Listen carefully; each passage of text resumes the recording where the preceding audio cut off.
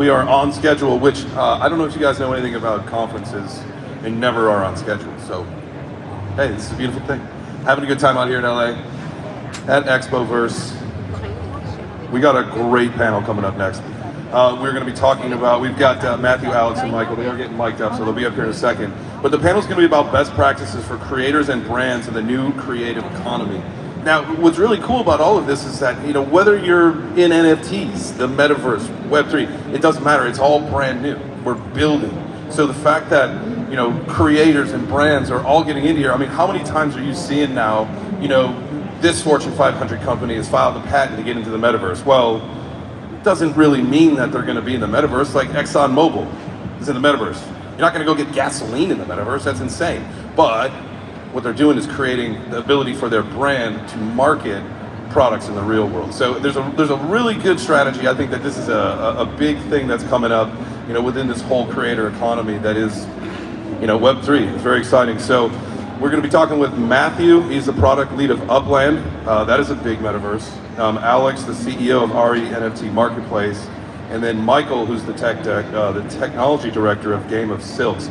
Now, if you did notice, the Silks, they've got a big booth. I don't know if RE or Upland where their booths are, but I know that, you know, make sure that you guys do, after you hear them speak, and when you really like what they're saying, like, you should go pop over by the booth, chat with them, learn a little bit more. Don't forget to stop and talk to people in their booths along the way, because, you know, this is all like new technology. This is all brand new stuff that's happening. And whether this is your first conference or your 15th conference, it doesn't matter. You know, I've been in crypto and all this for years, but there's still something new we're learning every single day, so it's very exciting. Guys, are you mic'd up and ready to roll? All right, here we go. Here come the gentlemen, and we're going to be talking about creators and brands in this new creative economy and their best practices, because a lot of money to be made, so if you're doing it right, you're going to do it right. Gentlemen, thank you very much. The stage is yours. All right, let's do it. Thank you, thank you.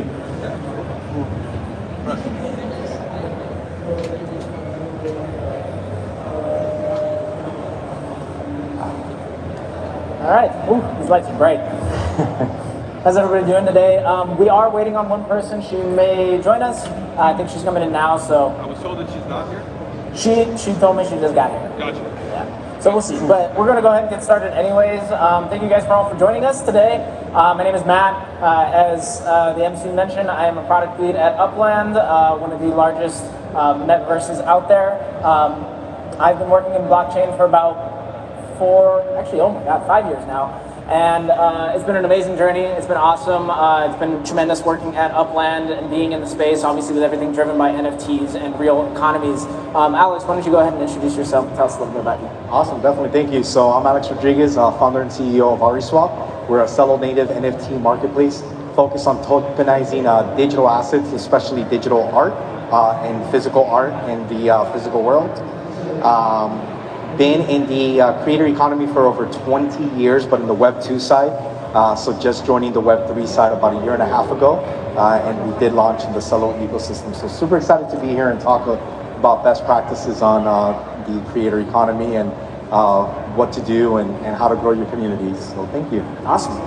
Yeah, my name is Michael Lira. I'm here representing Silks. We're basically building a metaverse that's based on real live data coming in from thoroughbreds. So it's sort of a fantasy play to earn type game. But we're rolling that out in the next 6 months.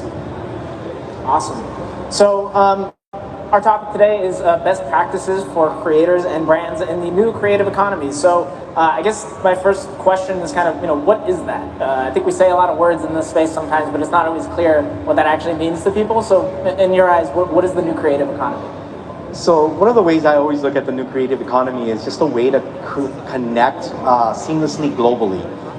In Web2 space, it was very clunky to really connect to a global economy and global ecosystem, where in the new creative economy, we offer new methodologies of connecting to folks anywhere around the world at any time, at any point, and creating that seamless environment and doing it all through a digital space, which is pretty phenomenal. So it's similar to Upland, taking some physical addresses and items and bringing it to the digital world, same as with us with physical art, and connecting it to the digital world and just enhancing your new customer base or client base, to say the least. Definitely. Michael, what do you So I agree with that. I think the big interesting thing about the space is that you're able to go cross borders in a way that, you know, if people, they can use ETH or some other token that essentially doesn't have to be transacted or changed in a certain way, so that opens up your market to a much wider audience. I think that's the big, just to add on to what you were saying. Yeah, so definitely a lot about openness, about, you know, I think true ownership is a big one, and just inviting more people to be a part of the process, I think is what is, you know, this is all about. You know, they say like Web 2 is a lot like read, write, Web 3 is read, write, own, right? So this is about providing value back to the community in a sense, and to the creators, and having, you know, giving the creators the ability to have more longevity in their projects and a little bit more control over what they actually do, which I think is really a pretty amazing, transformative thing for the digital space. Yeah, and I think that's what really adds a lot, right? Like, because you could do digital kind of downloads before, but what really makes a difference is that tokenization, the monetization that you can get, so the value, you know, because you can't really sell a skin you buy on Fortnite, but you can sell these products to the actual owner, and I think that's really the biggest, you know, kind of change. Yeah, and I think we'll talk a little bit more, at least I'll talk a little bit more about gaming and stuff in a little bit, but I think you're right on. I think that gaming is one of the most fascinating applications for this new creative economy for creators. So, question for the audience, by a show of hands. Oh, hey, we have Giovanna here. Please welcome Giovanna from Decentraland. Hello, everyone. Finally. Thank you. She rushed over here as fast as she could. From the airport. My bag is over there. Sorry. She can thank LAX for her being late. So go ahead and introduce yourself before we get to the next section. Okay, so I'm Giovanna. I go by Gigi in this ecosystem, so you can call me Gigi. I am a lead producer at the Decentraland Foundation, and I work mostly in producing events with our content team and working with the creators community. So that's a very good topic for us to talk today. Beautiful. Can't wait. So we've been talking a little bit about the new creative economy. Maybe we can take a step back to you. What does the new creative economy mean to you? Well, I think it means giving opportunity to new minds, new voices to speak, and also first to review how the revenue share happens. Absolutely. So I think those are important points, that we really make it more horizontal, and I think co-creation is essential. Co-creation between creators and brands also. Absolutely. Definitely agree. So question for the audience, how many of you guys would consider yourself content creators right now? It's definitely a few people, and how many of you guys have actually created content or distributed content in the Web3 space? Really only a couple of you guys. All right, so we got a lot of newbies, which is perfect. So my next question is, what does success look like for creators and brands in Web3? You know, how can they translate, you know, basically what are the new KPIs in a sense? What are they looking for in this space? Alex, we'll start with you. So one of the things I always say is, one, it's a good way to build trust, and really create a new audience and new community. I would say one of the best ways to measure KPIs in the new creative economy is growth of your community. That's one of the single most, especially if you're a brand, but if you're an individual creator, it's a way to really help expand on your current community and what you're currently doing. You take a look at the current system and the way it's set up, it's very much set up for the platforms to succeed off of your success. Now we're taking that and we're spinning it around, and you're succeeding off of your success. So it's one of the key ways I think you could measure it is, one, the growth of your community, monetizing that growth of your own based community, whether you're a brand or an individual. And thirdly is how to create a trust system within that community and seeing how many folks actually stay on board, how many new people you add, and what is the clientele that you're retaining. So I think those are some of the key ways to measure it and how to look at it, especially in both sides of the scope, whether you're a brand or an individual going into it. Absolutely. Michael, what do you think? Yeah, I would say, just kind of touching on that, is it's very real time, right? Like, so as things change, as the market sells or buys or prices go up, you can see that right away, right on the blockchain. And I think that's a big deal compared to previous, platforms, because otherwise you have to tie in a lot of different, kind of systems. And I think especially as a creative person starting out, it's kind of just there, right? So a lot of tooling is there that you can actually leverage. So I think that's an interesting part of the space too. Definitely. Giovanna, your thoughts? Okay, I think that I'm very much aligned with what Alex said. and with all of you said, but I think definitely community is important. I think we see creators being recognized by their peers. I think that's very relevant. But also I think when you start seeing creators creating educational content, passing the knowledge, that is a sign that you succeeded and then you are making an impact. So I think looking at the long term, setting up new rules. So definitely I think this is relevant for me. Absolutely, and I think, you know, the emphasis on community is so huge in this space. You know, it's not that not players, people are just going to produce content and it's going to be bought instantly, right? I think some people have a preconceived notion that if they make NFT, people will buy an NFT. And that's not really how it works. You have to foster it. You have to build your community around it and create value and provide value back to that community. Something that's sorely missing in our current creative economy, quote unquote, is that when you purchase something from a producer, that's it. That's the end of it, right? You know, there's no value that they get back out of that. A lot of times there's no resale value. So having the opportunity to actually provide value for your community and foster that community, I think, is critically important to be successful in this space.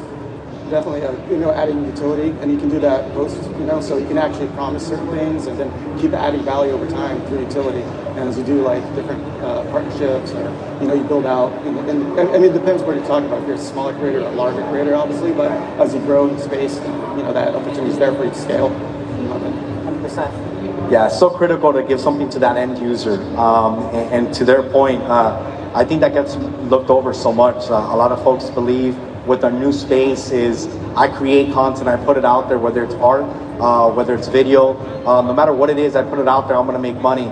But then what happens to your community? And that's why one of the things I mentioned is how are you retaining that community and how are you growing it over time? And that's one of the key measurements of success when you really dig in and look at it, is what are you doing to give value to that end user? So if I'm buying that NFT, if I'm buying that piece of art, what is it for me as an end user that's of value, and how do I continue to earn that value? Absolutely. Anything else to add? I just wanted to add that I think that's where creators are showing even to brands how to succeed, because we see a lot of brands that are very much celebrated, and just dropping an NFT is not any assurance of success. So I think that's why community, a meaning behind it, so relevant. Absolutely. I think that's definitely a big mistake that brands are making right now, is like, hey, we have an audience, we have a lot of brand stuff. NFT. Yeah, hey, here's an NFT. People will buy it. Exactly, no, but that's not really how it works. Is people in this space, people who, you know, the audience that's going to buy it, want that value. They want to be a part of the process. So I think that's really important. So I'm going to move on to my next question, and what do you guys think are some of the biggest challenges that creators and brands are facing right now? Obviously, we kind of just touched on one, but let's get it off with you, Giovanna. What do you think? Well, I think for creators today, of course, they have to understand how this business model will exist and how they will be able to operate with the Web2 community, right? So I think right now there are two things I always look at. One is how we can actually expand NFTs functionalities from collectibles to real bridges between physical and digital. I think that will also trigger lots of possibilities for creators. But then understanding how they can absorb some cool elements from Web 2 into Web 3, and I think really change the system. I'm a big believer that right now we build tools together, not just content together. Absolutely. So they are builders in every sense. So I think figure out that business model may be a challenge, but we're gonna get there. Definitely. Michael, what do you think? Well, I think one of the biggest issues is that friction point you just pointed, right? Like, so when you look at Web3 and people having to use decentralized type wallets, for example, I mean, but it's so core to the business, right? Like, that's what gives it value at the same time. So on-ramping, you know, there's a lot of products out there that you can use to help on-ramp, you know, individuals into that space, but at the same time, you don't want to become too Web2, right? Like, because a lot of that ramping up, you know, requires you to become more centralized. So it's a balance for sure. Totally. Alex, your thoughts, challenges? So definitely love what they're saying.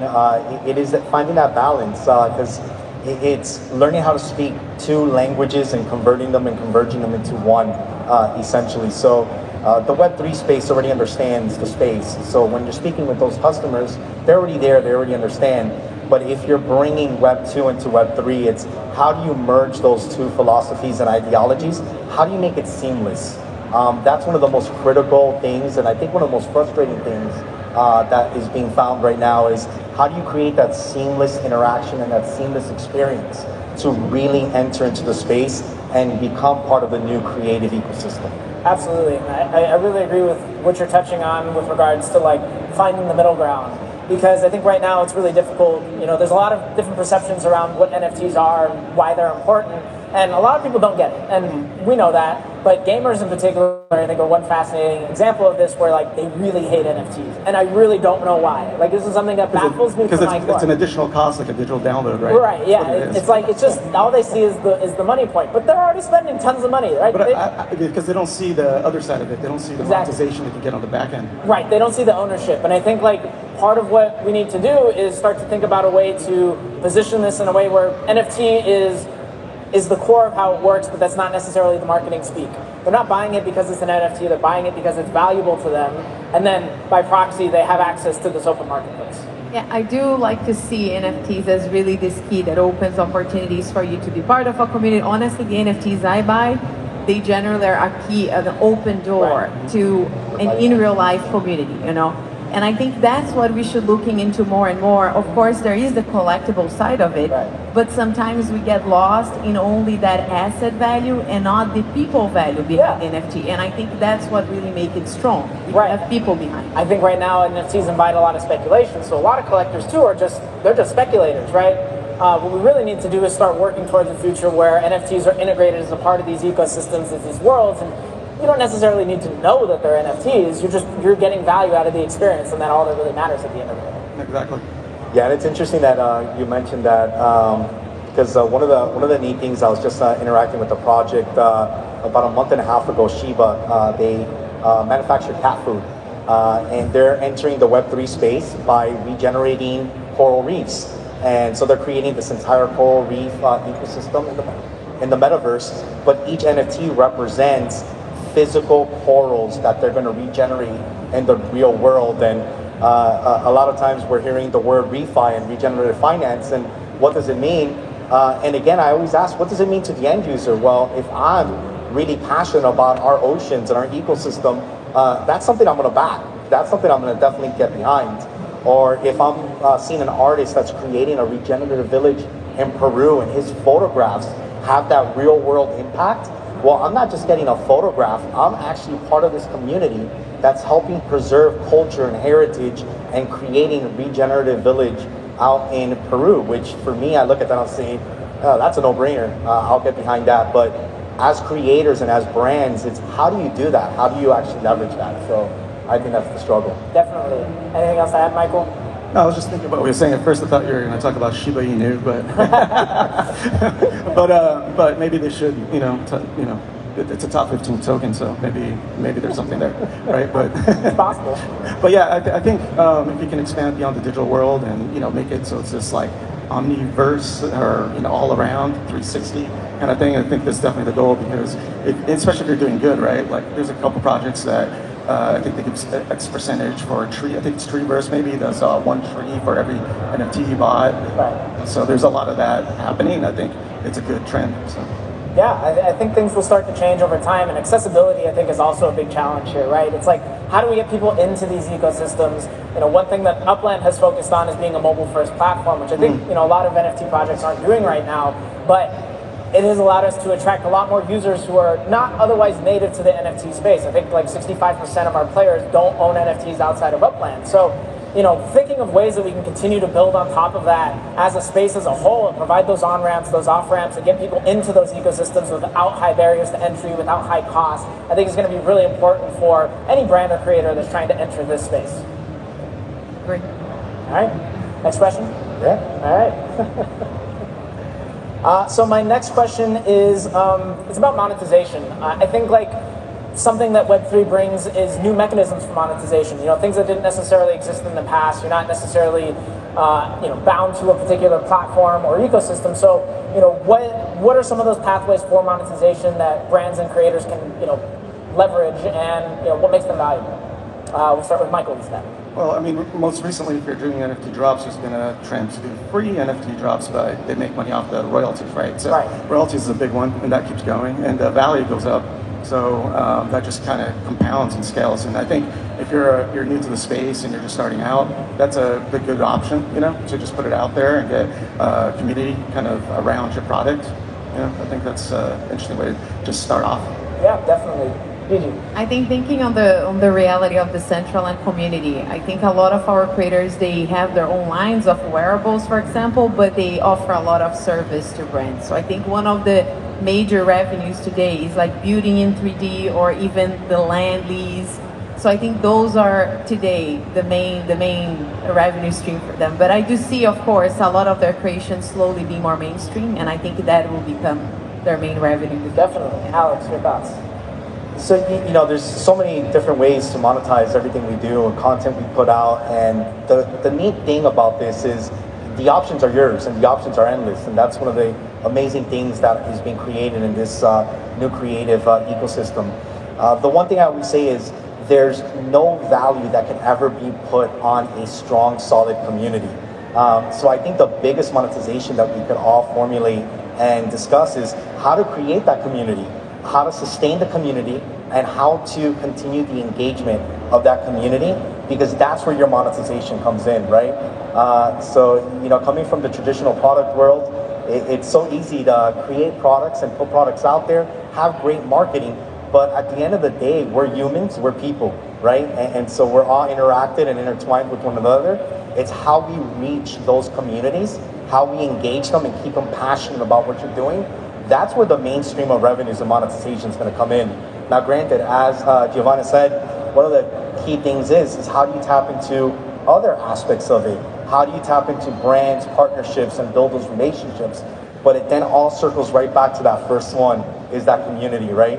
So the number one form of monetization is building that strong, solid community.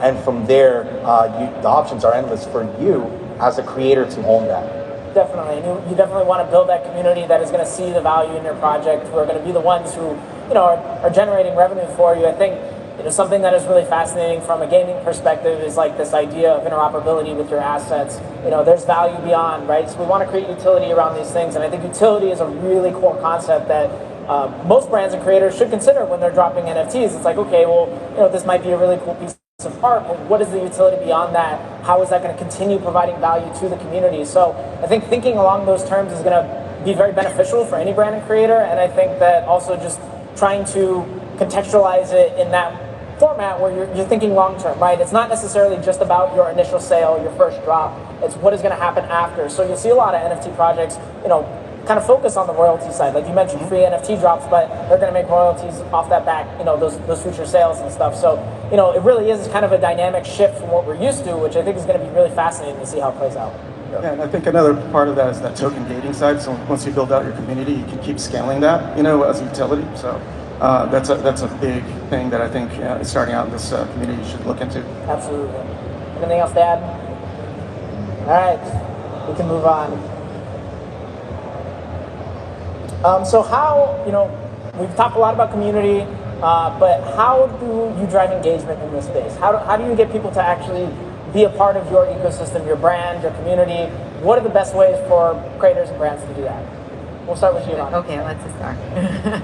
Well, I think it depends a lot first if you are a creator that belongs already to a community, because sometimes that's what we see. There is a district or community that grows, and then you have a creator that already have a sense of belonging in that space. Right. But I think sense of belonging is one of the things I feel is super important. If you want to keep the engagement, the retention, you need to make that user feel part of that. So for brands, I would say that co-creation is key, transparency is key. I think listening to what others are doing, what they want to be part, what they want to do, it's very important. And communities already do that. So I think sense of belonging, it's super key for that to happen. Absolutely, I think that's a huge one. Alex, what do you think? Yeah, I couldn't agree more. Such a huge concept of it. Another part of it is you know, be transparent, be clear, and have something tied to it that draws passion and emotions. I think that gets lost a lot. So there's a lot of creatives and creators that they create some beautiful pieces or they have some great content, but it doesn't draw on human emotion. It doesn't draw on passion, where people are not that connected to it. So there's a disconnect and there's a separation then at that point. So find ways to draw on emotions and passion, but make it something that's real, right? Because again, the term "we can see past the bullshit," it's very real, right? So don't put things out there that, you know, you're just trying to put a dollar bill on it, but put something out there that's real, that's authentic, that's valuable to you, and then tie it to others' emotions and others' passions and bring it to it. Like Giovanna said, so critical. Get the engagement from your community. Allow them to speak. The worst thing to do is have a silent community. Once your community is silent, you have no community. So it's that simple. Definitely agree, Michael. No, I think authenticity is really important because it's such a transparent space. So once people see that there's something unauthentic, you can literally see like the interest going down, like right away. So having that, like putting out a product that you're really behind, that you really think is the best product you put out is really important. And I think the community sees that right off, because people are engaging online on all the social channels. And it's just really quick. I mean, there's been a couple projects I'm not going to mention, but there were a couple things that did really well. Their projects were, but once it came out that they had done a couple pump and dump projects, it just killed it. Yep. Everyone finds out. Yeah, true. It is super interesting. I think like sense of belonging is definitely really important to getting people to want to engage, right? To want to actually speak. But having a transparent ecosystem and giving them a platform to do that is equally as important, right? There needs to be a mechanism for them to actually speak their voice, to communicate with the broader community and whatever the team is, whoever the creator is. I think something that's interesting that's happened in Upland is like we have this unique tie to the real world where all the addresses in our metaverse are based on the real world. And what we've seen is that people that buy property in a specific neighborhood, they will create node communities out of those neighborhoods because they all have the shared interest of living in that neighborhood. So I think any way that you can draw on that, you can speak to their desires. What are they looking for? What are they looking to get value out of? And try and build around that. I think you're going to have a lot of long-term success in that case. And you'll drive a lot of engagement with your community for sure. Can I add one thought? Actually, two. So one, I do see a lot, for example, communities doing parties, throwing parties, right? Where they have fun, where they meet their friends. So I think that that's a very valuable thing for me in an NFT community, that they have that place for self-expression, which is super important. Now I have a concern, like I see a lot of times the discussion of DAOs and even communities being objectified and productized. I don't want to see that, I recently did a post even saying that DAOs are not licenses, And I think that's one thing we have to be very careful, even for brands and creators that want to be popular, but sometimes they just lose the value trying to make the DAO or the community, even if it is not a DAO, but a community a product. Yeah. We should not make people a product. That's true. And I think that's super important, at least for me. No, I agree. And I think DAOs are something that I think every NFT, not every NFT, but a lot of them are like shifting towards this DAO-focused approach, and it's not always the best thing. It really depends on the context. Like, what are you trying to achieve with your DAO? Just because you have a lot of people who own NFTs in your ecosystem does not mean that you need a DAO, right? So true. And whether you're a brand or an individual that's looking to create, remember what you're creating is what's of value, right? And so attach it to that. You don't need to attach it to a DAO. Back to the point, it's if it's viable, then absolutely, right? If it's something that draws passion and emotion and is part of your quote-unquote roadmap, then absolutely, right? But if that's not what you're looking at, what you're looking at is creating content, creating art, selling land, whatever it may be, that's your focus, right? That's what you got to be about. And then when you start talking a different language, you're going to lose those original folks. And then to Giovanna's point, then you're basically, I hate saying it, but you're objectifying people instead of, communicating and building a community of people. So. Unless you're really going to decentralize your whole project, right? Yeah. Yeah, I think that if you are really decentralized and that's the core value of the whole thing you're building, absolutely. But sometimes it's just the cherry on top, because it is a hype war. Right. I mean, some DAOs are pretty vapid, for lack of a better term. It's just the DAO for the sake of a DAO. So that's We're creating a DAO. Yeah, Let's exactly. go. Not a great reason. Anything else to add on this one, guys? Okay. All right. So my next question is about the role that community plays in the value creation process. And I think this is something that is a little bit overlooked because you always think of it from this perspective of creator to consumer, creator to community. But how can the community be a part of that value creation process? What are your thoughts, Alex? I would say it's a double-edged sword, right? Because, I always, and coming from the traditional retail space and the traditional space, one of the things we always share is, You're not going to satisfy absolutely everyone. That is physically impossible. So stick to what you're creating, stick to what you're building, build what you're passionate about, but draw on your community and what they love and what they want, right? But be an ear to listen, right? Allow them to speak, allow them to communicate. Doesn't mean that, oh, I completely disagree with you. No, I'm shutting you off, right? Get out my Discord, right? But what it basically means is, that's a great idea. I love your thought process.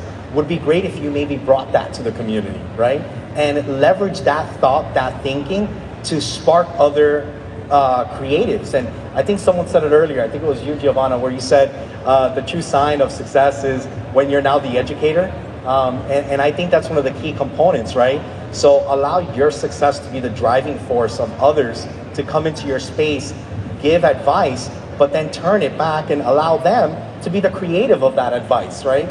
Stick to what you're building, stick to who you are, but still allow community engagement and allow that driving force. Because it is going to build on what you're doing so much more. It's going to exemplify that brand so much more. So that's just my thoughts there. Michael. Yeah, so in a sense, we're all building platforms, right? Even if you're doing a basic like NFT project. And the community is definitely going to help drive in that direction. And if you're open to that, I think that'll be mutual success, because I think that's one of the biggest changes, right? Like that you're able to get that real time kind of feedback from the community, and you can incorporate that as you roll out your roadmap, or depending on how large your project is, right? Like, of course.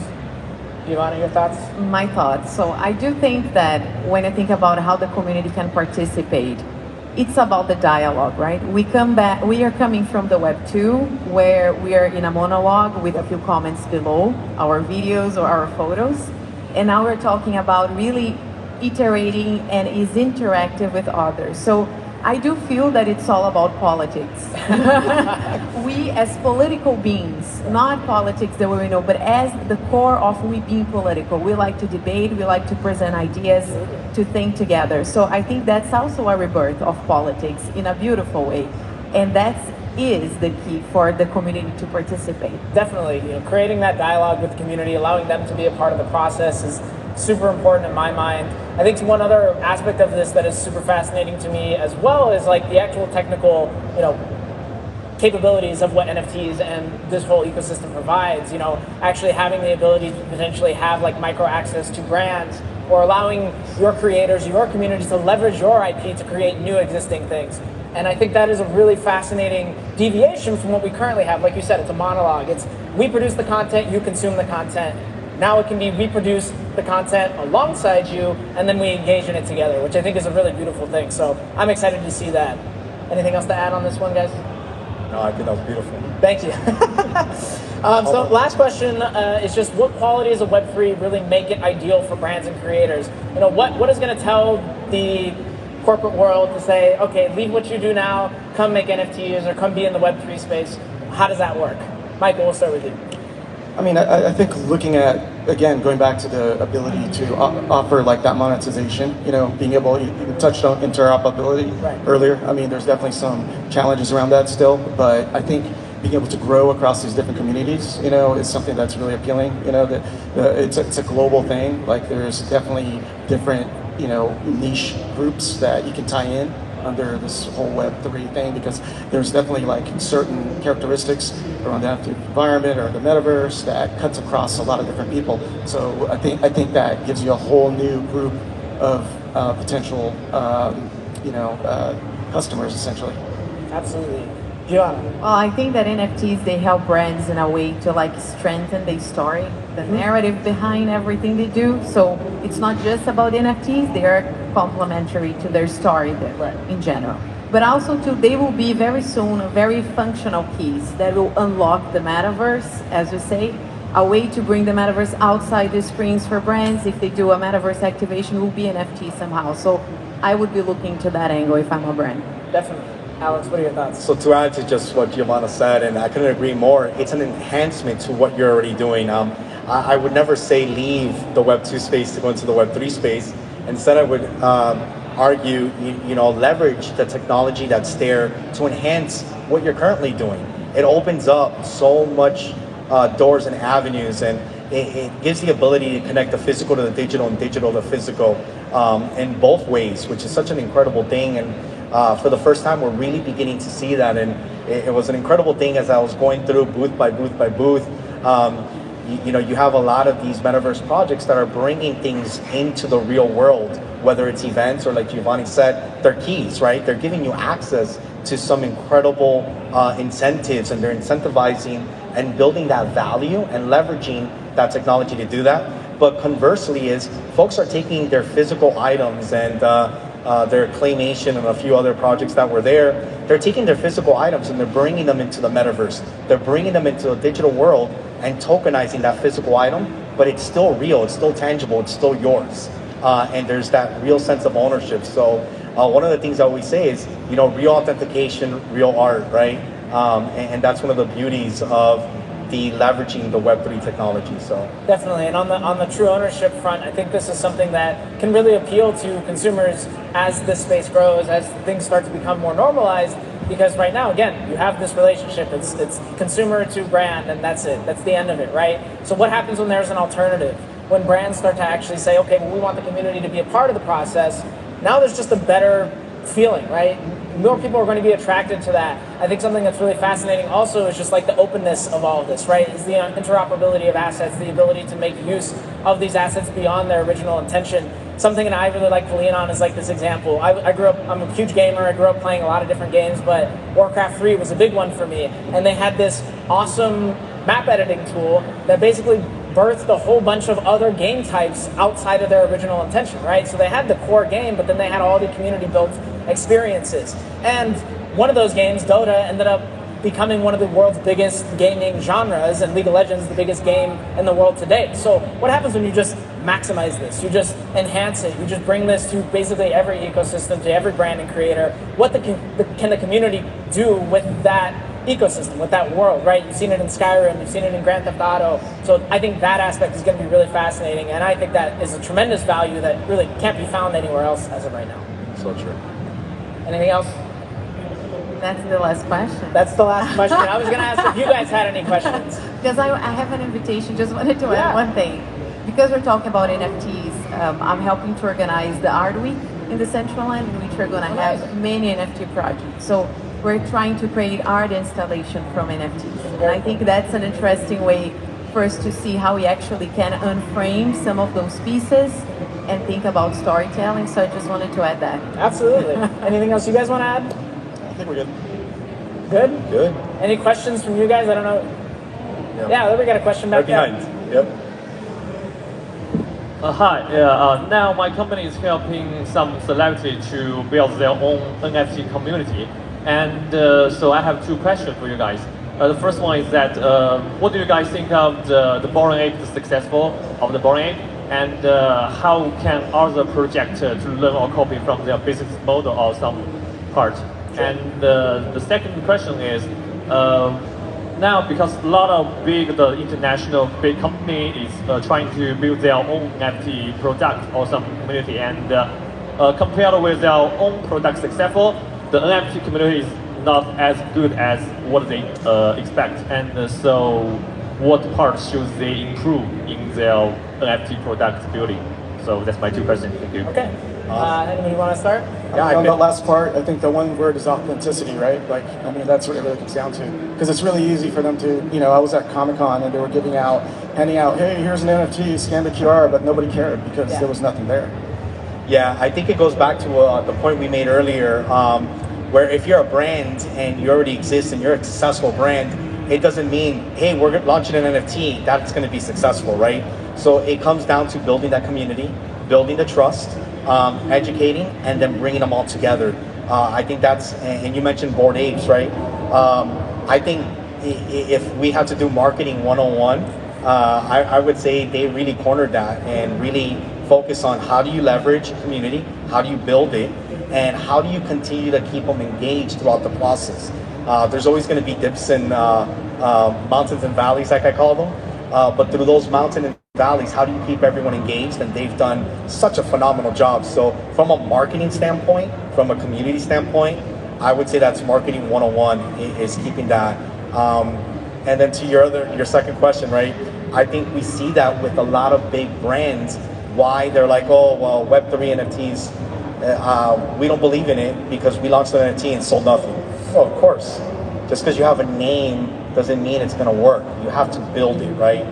Just like you built your company. So Definitely. My comment is going to be mostly that I think if a celebrity is doing an NFT drop, it should not be about her or him. Yeah. It should be about the actual community. Definitely. Because we are so used to look at ourselves about selfies, right? The Web2. So I don't think that's the right approach. That's right. So that's how I would definitely would approach. And the second thing is, don't scan QR codes. Definitely not. In events. Good call. That's a good call, yeah. Just to add, I think the Bored Ape example is interesting. I think they've done some unique things with like kind of IP ownership. It's like, hey, you own the ape, you can do whatever you want with it. I think from that perspective, it is fascinating. But at the end of the day, if you're not engaging the community, if you're not building that process, building that dialogue, you're not going to have the same level of success. That's right. Next question. So, we got it right here. what would you say, you talked a lot about building community and that being an essential component. So what are the 3 core fundamentals of building a community? Like, how do we get that done? Like, what do we focus on to build a strong community that can be sustainable? Who wants to start? That's an awesome question. What I've seen success and stories of success, and one of the things I tell everyone every time I speak to them to focus on is focus on the product, right? So what are you creating and what are you launching? What are you building? Focus on your mission and focus on values, right? And I think you've heard Giovanna mention a few times, create something that will align and attach to something that gives you keys or access or create further engagement. But I think the most critical part and interesting part is, and I think I mentioned it earlier, is listen, right? So doesn't mean you have to agree with everything your community tells you, but listen to your community, allow them to speak, allow them to have an actual outlet and be part of the building process. Because I think those are some of the critical parts of it. And we see it so many times in the NFT space where a project will come out, and I think we just mentioned it right now with the celebrity. If you make it about the celebrity instead of the product and the mission and what you're building, cool.